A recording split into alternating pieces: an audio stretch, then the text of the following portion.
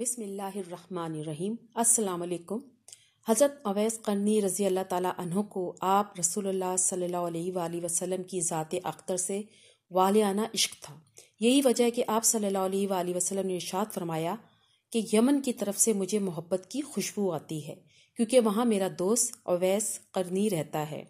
آپ صلی اللہ علیہ وآلہ وسلم نے ارشاد فرمایا کہ قیامت کے روز حق تعالیٰ 70,000 فرشتے پیدا کریں گے جن کی اشکال اویس قرنی جیسی ہوگی، اور ان کے جلوس میں خواجہ صاحب کو بہشت کی طرف لے جایا جائے گا۔ ساری کائنات یہ منظر دیکھے گی مگر کوئی شخص پہچان نہیں پائے گا کہ اصل اویس قرنی کون ہے۔ اللہ تعالیٰ نے جس طرح دنیا میں ان کو لوگوں سے چھپائے رکھا، اسی طرح روز قیامت کو بھی ان کو غیر کی نگاہوں سے دور اور محفوظ رکھے گا، کیونکہ اللہ تعالیٰ کا فرمان ہے کہ میرے دوست میری قبا کے نیچے رہتے ہیں، اور اسی وجہ سے ان کو کوئی پہچان نہیں سکتا سوائے چند لوگوں کے، جن میں کچھ صحابہ کرام ہیں جنہوں نے ان کو دیکھا۔ سن 583 عیسوی کو یمن کے ایک گاؤں کرن کے قبیلے مراد میں جناب عامر کو اللہ تعالیٰ نے بیٹا عطا فرمایا۔ نابینا ماں نے بیٹے کا نام اویس رکھا اور لوگ اویس کو عبداللہ کے نام سے پکارنے لگے۔ بچپن میں ہی ان کے والد کا انتقال ہو گیا اور یتیم اویس اپنی نابینا ماں کی خدمت میں مصروف ہو گئے۔ اویس قرنی جوانی کے ایام میں داخل ہوئے تو ادھر یمن سے دور مکے میں آفتاب رسالت رسول اللہ صلی اللہ علیہ وآلہ وسلم کا چاند طلوع ہوا۔ حدیث میں آتا ہے کہ رسول اللہ صلی اللہ علیہ وآلہ وسلم نے ارشاد فرمایا، تابعین میں سب سے بہتر ایک آدمی ہے جسے اویس کہا جاتا ہے، اس کی بس والدہ ہے، اس کے جسم پر برس کے سفید نشان ہیں، جب وہ تمہیں ملے تو اس سے کہنا کہ وہ تمہارے لیے استغفار کرے۔ قرن یمن کے نوا میں ایک چھوٹا سا گاؤں ہے۔ جب اس کی تعمیر کے سلسلے میں کھدائی کی گئی تو زمین سے گائے کا ایک سینگ نکلا۔ عربی میں سینگ کو قرن کہتے ہیں، اس لیے گاؤں کا نام قرن مشہور ہو گیا۔ حضرت اویس قرنی رضی اللہ تعالیٰ عنہ کی پیدائش اسی گاؤں میں ہوئی، اس لیے آپ کے نام کے ساتھ قرن پکارا جاتا ہے۔ بعض روایات کے مطابق آپ کے جسم مبارک پر کافی زیادہ بال تھے، اس لیے آپ کو قرنی کہا جاتا ہے، اور قرن کے معنی بال بھی ہیں۔ بچپن میں ہی آپ اپنے والد کی شفقت سے محروم ہو گئے، اس لیے آپ کو بچپن میں ہی محنت مزدوری کرنا پڑی۔ آپ لوگوں کے اونٹ چرایا کرتے تھے اور اس اجرت سے اپنا اور اپنی ضعیف اور نابینا والدہ کا پیٹ پالا کرتے تھے۔ ان کے علاوہ جو تھوڑی سی رقم بچ جاتی تھی ان کو لوگوں میں تقسیم کر دیا کرتے تھے۔ آپ کی زندگی کے شب و روز اسی طرح گزر رہے تھے کہ یمن تک اسلام کے نام لیوا پیدا ہو گئے۔ جب آپ کو اسلام اور رسول اللہ صلی اللہ علیہ وآلہ وسلم کے متعلق خبر ملی تو آپ فوراً اسلام لے آئے۔ آپ کے اندر نور ہدایت کی شمع تو خدا نے پہلے سے ہی روشن کر رکھی تھی۔ اعلان نبوت اور اشاعت اسلام نے اس شمع ہدایت کو جلا بخشی۔ آپ صلی اللہ علیہ وآلہ وسلم کے دیوانے اور شدائی بن گئے۔ آپ صلی اللہ علیہ وآلہ وسلم فرماتے ہیں کہ اویس قرنی کو اسلام کی دولت سے اللہ تعالیٰ نے خود روشناس کرایا ہے، اور یہ خدا کی رحمت اور فضل کا اعجاز ہے کہ وہ میرا نادیدہ عاشق صادق بن گیا۔ خواجہ اویس قرنی کو قرب رسول صلی اللہ علیہ وآلہ وسلم اور دیدار حبیب کا بڑا اشتیاق تھا، مگر آپ کو چشم باطنی کے اشارے سے آپ صلی اللہ علیہ وآلہ وسلم نے مدینے آنے سے روکے رکھا۔ اس کی دو وجوہات تھیں۔ ایک تو وجہ یہ تھی کہ آپ کی والدہ ضعیف اور بصارت سے محروم تھی، انہیں اکیلا چھوڑنا ممکن نہیں تھا۔ دوسرے، ان پر ہر وقت جذب طاری رہتا تھا، اس وجہ سے آپ صلی اللہ علیہ وآلہ وسلم نے خواجہ صاحب کو حکم دیا کہ آپ ہر وقت میرے چشم باطن کے سامنے ہیں، لہٰذا آپ مدینہ آنے کے بجائے اپنی والدہ کی خدمت میں مصروف رہے۔ صحابہ کرام نے آپ صلی اللہ علیہ وآلہ وسلم سے وقت وصال پوچھا کہ آپ کا خرقہ ہم کس کو دیں؟ آپ صلی اللہ علیہ وسلم نے فرمایا کہ اویس قرنی کو۔ اس مقصد کی بجا آوری کے لیے سیدنا حضرت عمر فاروق رضی اللہ تعالیٰ عنہ اور حضرت علی مرتضیٰ رضی اللہ تعالیٰ عنہ کوفہ تشریف لے گئے، اور جمعے کی نماز کے بعد خطبے میں کہا، مسجد میں نجد سے تعلق رکھنے والے جتنے لوگ ہیں سب کھڑے ہو جائیں۔ چنانچہ اہل نجد کھڑے ہو گئے۔ ان سے پوچھا گیا کہ شہر میں کوئی اویس قرنی نام کا شخص ہے؟ سب نے جواب دیا کہ ہم اویس قرنی کو نہیں جانتے، نہ اس نام سے آشنا ہیں۔ ہاں، البتہ ایک دیوانہ ہے جو لوگوں سے بیزار ہو چکا ہے اور ہر وقت ویرانوں میں رہتا ہے اور آبادی کی طرف بالکل نہیں آتا۔ حضرت عمر اور حضرت علی رضی اللہ تعالیٰ عنہ نے کہا کہ وہ کہاں ہے، ہمیں اس سے ملواؤ۔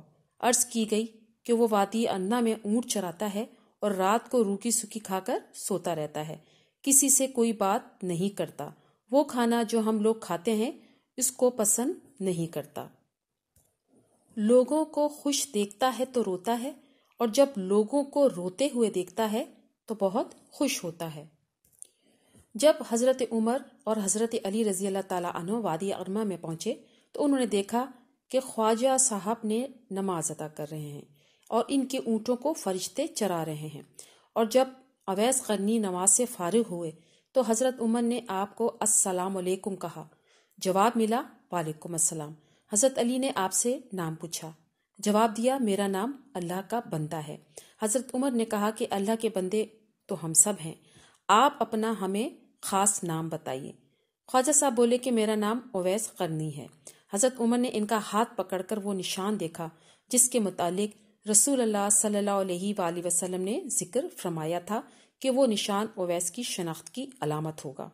حضرت عمر نے جب وہ نشان علامت اویس قرنی کے ہاتھ پر دیکھی تو ان کے ہاتھوں کو بوسہ دیا اور کہا کہ اے اویس قرنی، رسول اللہ صلی اللہ علیہ وآلہ وسلم نے آپ کو سلام بھیجا ہے اور یہ ساتھ خرقہ بھی عطا فرمایا ہے، اور رسول اللہ صلی اللہ علیہ وآلہ وسلم نے وصیت فرمائی ہے کہ آپ امت محمدیہ صلی اللہ علیہ وآلہ وسلم کی بخشش کے لیے دعا کریں۔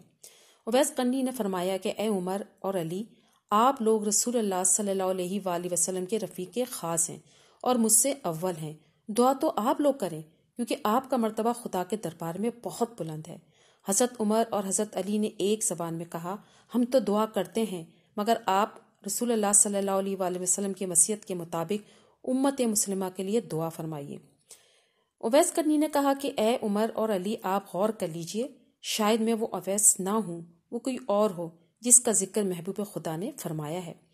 حضرت عمر فاروق نے فرمایا کہ اے اویس، رسول اللہ صلی اللہ علیہ وآلہ وسلم نے آپ کے متعلق 2 نشان بتائے تھے اور وہ دونوں نشان آپ کے پاس موجود ہیں، لہٰذا ہماری پہچان، شناخت اور پہنچ بالکل درست ہے۔ اویس قرنی نے حضرت عمر اور حضرت علی سے کہا کہ لائیے وہ خرقہ مجھے عنایت کیجیے تاکہ میں حسب حکم آقا کے مطابق دعا کر لوں۔ جب آپ کو خرقہ عطا کیا گیا تو حضرت عمر اور حضرت علی سے کچھ فاصلے پر آپ چلے گئے اور زمین پر سجدہ ریز ہو کر بارگاہ الہی میں عرض کی کہ اے خداوند عالم، میں اس وقت تک یہ خرقہ نہیں پہنوں گا جب تک سرکار دو عالم صلی اللہ علیہ وآلہ وسلم کی ساری امت کو میری سفارش پر بخش نہ دے، کیونکہ پیغمبر اسلام نے یہ خرقہ مجھے عنایت کیا ہے اور فاروق اور علی مجھے بچانے کے فرائض انجام دیے ہیں۔ اب تیرا کام ہے تو میری دعا سن لے اور قبول کر لے۔ اللہ تعالیٰ نے فرمایا کہ اویس، ہم نے تیری دعا کی برکت سے چند لوگوں کو تیری سفارش پر بخش دیا ہے۔ آپ نے پھر عرض کی، یا اللہ، جب تک تو سب کو نہیں بخشے گا میں یہ خرقہ نہیں پہنوں گا۔ اللہ تعالیٰ نے فرمایا، میں نے کئی ہزار لوگوں کو بخش دیا ہے۔ عرض کی، مولا، میں سب کو بخشوانا چاہتا ہوں۔ ابھی یہ کہہ سن چل ہی رہی تھی کہ حضرت عمر اور حضرت علی رضی اللہ تعالیٰ عنہ آپ کے قریب چلے آئے۔ آپ دونوں کو خواجہ اویس قرنی نے کہا کہ آپ لوگ یہاں کیوں آ گئے ہیں؟ میرا اور خدا کا سلسلہ جاری تھا، آپ لوگوں کی آمد نہ ہوتی تو میں اس وقت تک یہ فرقہ نہیں پہنتا جب تک اپنے آقا کی ساری امت کو بخشوا نہ لیتا، اور مجھے پورے یقین تھا کہ حق تعالیٰ نے میری سفارش پر رسول اللہ صلی اللہ علیہ وآلہ وسلم کی امت کے ہر فرق کو بخش دینا تھا۔ مشہور صحابی حضرت ربی رضی اللہ تعالیٰ عنہ کہتے ہیں کہ جب میں اویس قرنی کی زیارت کو گیا تو میں نے انہیں فجر کی نماز میں مشغول پایا۔ نماز سے فارغ ہوئے تو اپنے درود اور وظائف میں مصروف ہو گئے، یہاں تک کہ ظہر کا وقت آ گیا۔ پھر یہ کہ بعد دیگر تمام نمازوں اور ذکر الہی میں ایسے مگن ہوئے کہ ساری رات گزر گئی، میں ان کا بغور مشاہدہ کرتا رہا۔ اس طرح 3 دن گزر گئے۔ میں نے دیکھا اور حیران رہ گیا کہ ان 3 دن اور 3 راتوں میں حضرت نہ کچھ کھایا نہ پیا، بلکہ عبادت میں مشغول رہے اور لمحہ بھر کے لیے بھی آرام نہیں کیا۔ چوتھی رات آپ تھوڑی دیر کے لیے سوئے اور کچھ کھانا بھی کھایا، پھر استغفار کرنے لگے کہ یا الہی، میں تجھ سے پناہ مانگتا ہوں کہ میں نیند اور بھوک کے غلبے میں مبتلا ہو گیا۔ حضرت ربی کہتے ہیں کہ خواجہ اویس قرنی نے راتوں کی تقسیم کی ہوئی تھی، ایک رات میں سجدے کرتے تو پوری رات سجدے میں ہی گزار دیتے، اور اگر رکوع کرتے تو شب بھر رکوع کی حالت میں ہی رہتے، کسی رات کو قیام میں بسر کرتے، غرض یہ کہ ہر رات کو دوسری رات کی طرح زندہ رکھتے تھے۔ حضرت اویس قرنی رضی اللہ تعالیٰ عنہ کو حضرت عمر فاروق رضی اللہ تعالیٰ عنہ نے پیغام بھیجا، اگر آپ کی اجازت ہو تو کوفے کے گورنر کو لکھوں کہ وہ آپ کا خاص خیال رکھیں۔ خواجہ صاحب نے جواب دیا کہ میں خصوصیت کے ساتھ زندگی بسر کرنے کے سخت خلاف ہوں، میرا ہاتھ حاجت روا کے ہاتھ میں ہے، مجھے تو بس یاد الہی سے غرض ہے اور میں وہ کر رہا ہوں اور مجھے کوئی چیز درکار نہیں۔ اس کے بعد آپ نے کوفہ بھی چھوڑ دیا اور کسی اور علاقے کی طرف نکل گئے جہاں آپ کو کوئی تلاش نہ کر سکے۔ ایک دفعہ کا واقعہ ہے کہ حضرت اویس قرنی کو آپ صلی اللہ علیہ وآلہ وسلم کے دیدار کا شوق اس قدر پیدا ہوا کہ انہوں نے مدینے آنے کا ارادہ کیا۔ اب ادھر انہوں نے ارادہ کیا اور ادھر رسول اللہ صلی اللہ علیہ وآلہ وسلم کو کسی غزوے میں شرکت کے لیے مدینے سے باہر جانا پڑا، لیکن آپ صلی اللہ علیہ وآلہ وسلم نے حضرت بی بی عائشہ سے فرمایا کہ میرے جانے کے بعد شاید کوئی مہمان آئے، اگر وہ یہاں آئے تو اس کی خوب خاطر مدارات کرنا اور ہر طرح سے خیال رکھا جائے، کیونکہ وہ بڑا ہی پارسا انسان ہے اور میرے آنے تک اس کو روکنے کی کوشش کی جائے، اگر وہ نہ رکنا چاہے تو مجبور نہ کیا جائے، مگر اس کی شکل و صورت یاد رکھی جائے۔ یہ ہدایت دے کے رسول اللہ صلی اللہ علیہ وآلہ وسلم خود غزوے میں تشریف لے گئے۔ بعد میں حضرت اویس قرنی مدینہ تشریف لائے۔ ان کو جب پتہ لگا کہ رسول اللہ صلی اللہ علیہ وآلہ وسلم اس وقت مدینے میں نہیں ہیں تو انہوں نے اسی وقت واپسی کا فیصلہ کیا۔ ان کو روکنے کی بڑی کوشش کی گئی مگر وہ نہ رکے اور نہ ہی کسی کی قسم کی خاطر کی، بس وہ واپس لوٹ گئے۔ جب آپ صلی اللہ علیہ وآلہ وسلم مدینہ واپس تشریف لائے تو آتے ہی انہوں نے حضرت بی بی عائشہ سے پوچھا کیا کوئی مہمان آیا تھا؟ ام المومنین نے عرض کیا، اے اللہ کے رسول، ایک شخص جو کہ یمن سے آیا تھا، اس کی شکل و صورت چرواہوں کی جیسی تھی، آپ کو نہ پا کر وہ ایک لمحہ بھی نہیں ٹھہرا اور واپس چلا گیا۔ آپ صلی اللہ علیہ وسلم نے فرمایا، عائشہ پتہ ہے وہ کون تھا؟ عرض کی کہ یا رسول اللہ میں بالکل نہیں جانتی۔ فرمایا وہ اویس قرنی تھا جو میرے دیدار کے لیے آیا تھا اور دیدار کی حسرت دل میں لے کر واپس چلا گیا، اور وہ ٹھہر بھی نہیں سکتا تھا کیونکہ اس کی والدہ ہیں جو بوڑھی ہیں اور آنکھوں سے معذور ہے اور اس کی دیکھ بھال کرنے والا کوئی نہیں ہے، اس لیے ان کو ہر حال میں واپس جانا ہی تھا۔ اور یہ وہ شخص ہے جو کہ اللہ اور اس کے رسول کا سچا چاہنے والا ہے، جس کو صرف ذکر الہی سے غرض ہے اور نہ وہ کسی چیز سے مروب ہوتا ہے نہ متاثر۔ اویس قرنی میرا عاشق ہے، اللہ اسے محبت کرتا ہے۔ حضرت بی بی عائشہ نے جب یہ باتیں سنی تو ان کو اویس قرنی کے مقام پر رشک آنے لگا اور فرمانے لگی کہ اے خدا کے حبیب، وہ شخص واقعی کس قدر عظیم ہوگا جس کے زہد و تقوی، عبادت و ریاضت کی تعریف اللہ اور اس کا محبوب کریں۔ تذکرہ اولیاء میں یہ بات موجود ہے کہ رسول اللہ صلی اللہ علیہ وآلہ وسلم اکثر اوقات غروب آفتاب کے وقت صحابہ کرام کے ہمراہ شہر سے باہر تشریف لے جاتے اور یمن کی جانب اشارہ کر کے فرمایا کرتے تھے، مجھے یمن کی طرف سے خوشبو آتی ہے۔ رسول اللہ صلی اللہ علیہ وآلہ وسلم نے ارشاد فرمایا، محشر کے دن 70,000 فرشتوں کے ساتھ حضرت اویس قرنی رضی اللہ تعالیٰ عنہ جنت میں داخل ہوں گے، اور وہ 70,000 فرشتے آپ کے ہم شکل ہوں گے تاکہ حضرت اویس قرنی کی شناخت نہ ہو سکے، صرف اس شخص کو اس کی شناخت ہوگی جس کو اللہ تعالیٰ ان کے دیدار سے مشرف کرنا چاہیں گے۔ یہ اس وجہ سے ہوگا کہ آپ نے اپنی ساری زندگی خلوت نشین ہو کر اور مخلوق سے پردہ پوشی اختیار کر کے محض اللہ تعالیٰ کے لیے عبادت اور ریاضت میں صرف کی۔ رسول اللہ صلی اللہ علیہ وآلہ وسلم نے ارشاد فرمایا، اللہ تعالیٰ اپنے بندوں میں ایسے برگزیدہ بندوں کو دوست رکھتا ہے جو دنیا داروں کی نظر سے پوشیدہ رہتے ہیں، ان کے چہروں کے رنگ سیاہ، پیٹ ساتھ لگے ہوئے، کمریں پتلی ہوتی ہیں اور وہ ایسے لاپرواہ ہوتے ہیں کہ اگر بادشاہ بھی ملے تو ان سے ملاقات کی اجازت طلب کرے تو وہ اجازت نہ دیں، اگر مالدار عورتیں نکاح کرنا چاہیں تو وہ نکاح نہ کریں، اگر گم ہو جائے تو کوئی ان کی جستجو نہ کرے، اگر مر جائیں تو ان کے جنازے میں لوگ شریک نہ ہوں، اگر ظاہر ہو تو ان کو دیکھ کر کوئی بھی خوش نہ ہو، اور اگر بیمار ہو تو کوئی مزاج پرسی نہ کرے۔ صحابہ نے پوچھا، یا رسول اللہ صلی اللہ علیہ وآلہ وسلم وہ کون ہے؟ آپ نے فرمایا وہ اویس قرنی ہے۔